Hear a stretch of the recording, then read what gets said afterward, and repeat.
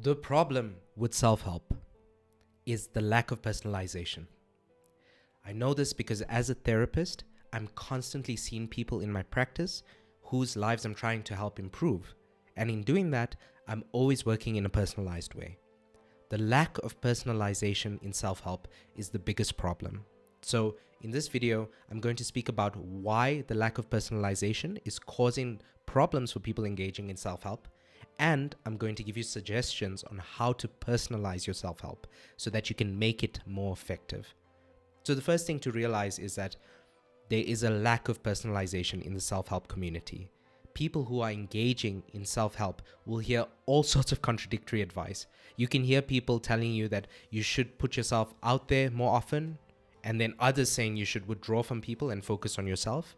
You hear people telling you that you should clean up your thinking and think positive thoughts. And then the other camp that says you should focus on accepting all of your thoughts. You get people who say that you should control your emotions, people who say you should accept your emotions. You get people who say that you should strive for success in all domains of your life, and other people who say that you should focus on the things that are important. There's all sorts of contradictions. I mean, we are just flooded with information. You can find anyone saying anything on the internet.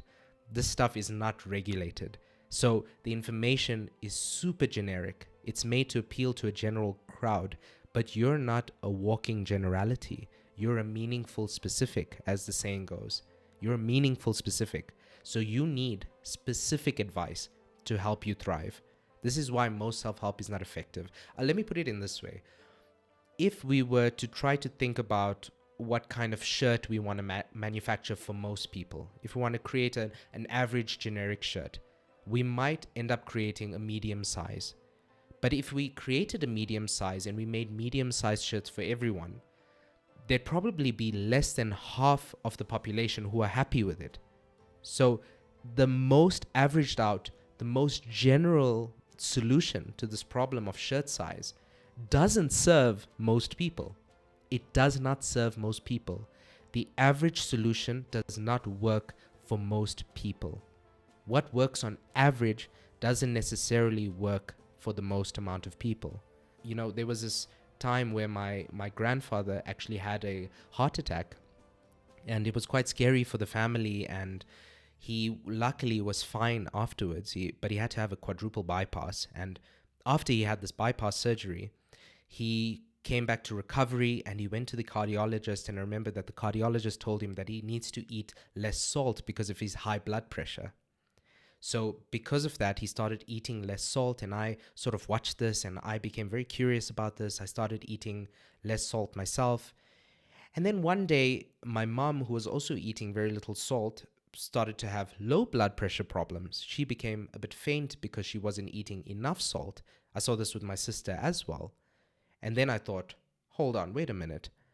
I thought that that was the healthy diet, low salt, a low sodium diet was the healthy thing. Isn't that the protocol that we should follow? Until I saw my mom and my sister struggle from the exact opposite. So here, even in a situation like this, I started to realize that what works for one person doesn't necessarily work for another. And there's no perfect protocol out there. I remember making the same mistake when I started to gym, and I really wanted to make progress at the gym. I remember trying to sift through the internet, through the self-help industry, to try to find the perfect gym protocol, because I was trying to find the perfect routine that I could follow. So I go through different exercises and different speakers on the topic, and some say you should lift really heavy weights for a low amount of repetitions. Others say you should lift light weights a lot. Others say you should focus on form. Others say you should just try to do whatever you can. And I remember being really confused by this information for a long time. But my confusion was because of the fact that I assumed that there was some higher perfect solution for everyone that applied to everyone that I could find. There was some perfect solution out there, not realizing that there was no perfect solution out there. There was the perfect solution for me, until I realized that I had to clarify my goals in the gym. That's when I started to find a gym routine that worked for me, because I didn't realize initially that I had to decide whether my goal was to build muscle, whether my goal was to get stronger, whether my goal was to be more athletic, more flexible, to have more cardiovascular fitness. I didn't realize how important all of that was before deciding whose advice to follow. And in doing that, in deciding what my goals are, I started to personalize the experience a bit more. And so that was really a big learning curve for me, in the sense that we need to always, before we listen to advice, if we're on some sort of development, personal growth, self-improvement, we need to know what our goals are, what our problems are, what our personality is, what our unique context is, what our challenges are.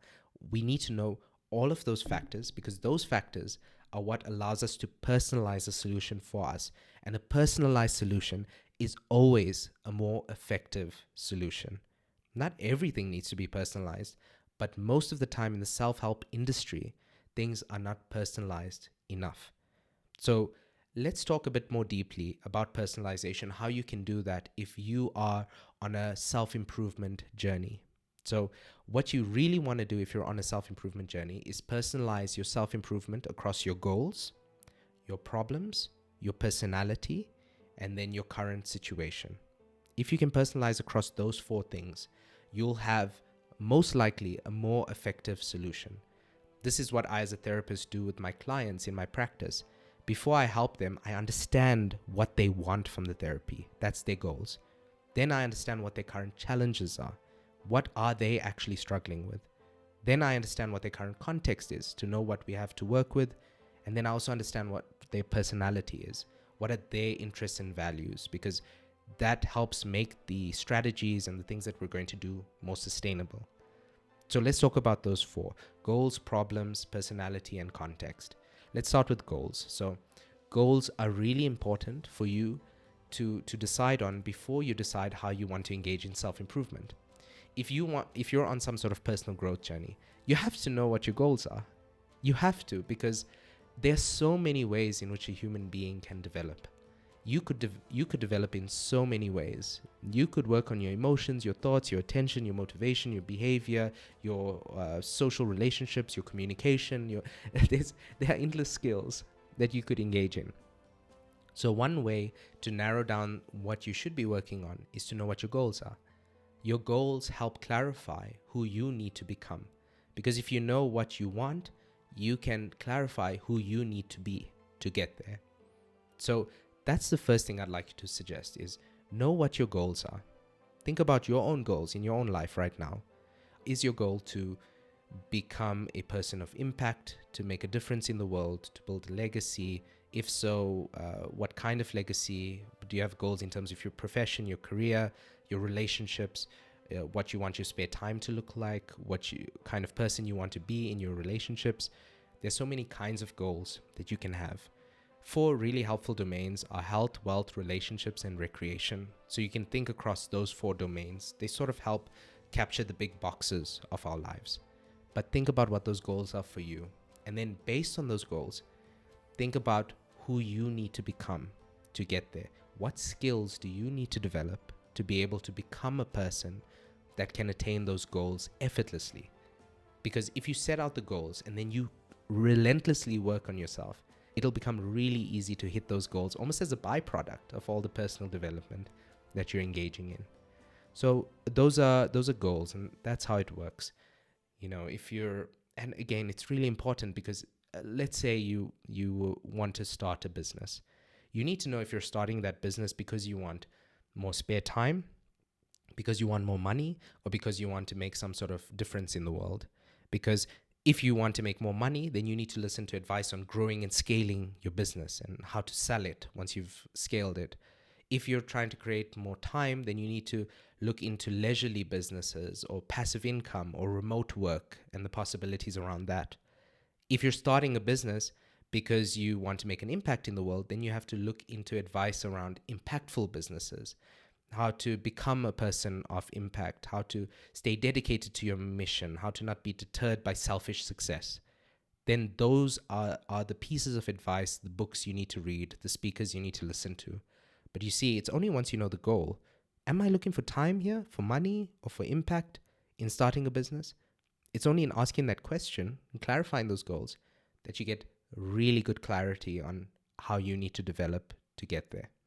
So that's the first way in which you need to personalize your self-improvement plan.